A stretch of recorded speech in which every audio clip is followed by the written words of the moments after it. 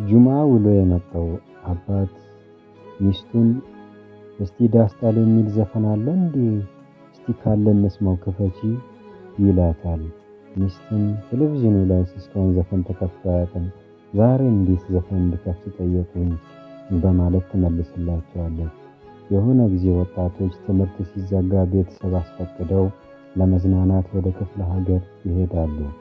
እዛም ሲሄዱ ስለ ሀገሩ ምንም የሚያውቁት መረጃ አልነበራቸውምና ያን እየተወያዩ ሳለ ሸይጣን በጆሮአቸው ይመጣና ለምን ማንም የለም አሁን የሚቆጣጠረን ለምን መጠጥ አንጠጣም ይላሉ።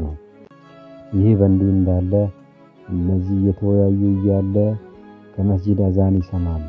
ከመስጂድ አዛን በሚሰሙበት ወቅት ወደ መስጂድ ሲሄዱ ኢማሙ በንዴት መስጂዱ ባዶ በመሆኑ በምሬት ሰው ሁሉ እገሌ ጫት ቤት፣ እገሌ መጠጥ ቤት፣ እገሌ ሺሻ ቤት በመሆኑ መስጂዱ እንዲህ ባዶ ሆነ በማለት ይናገራሉ።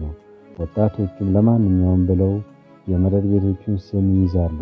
ከዛም ወጥቶ እንትና መጠጥ ቤት የቱ ጋ ነው፣ እገሌ መጠጥ ቤት የቱ ጋ ነው በማለት ከመስጂድ ባገኙት መረጃ ሄደው መጠጣቸውን ጠጡ።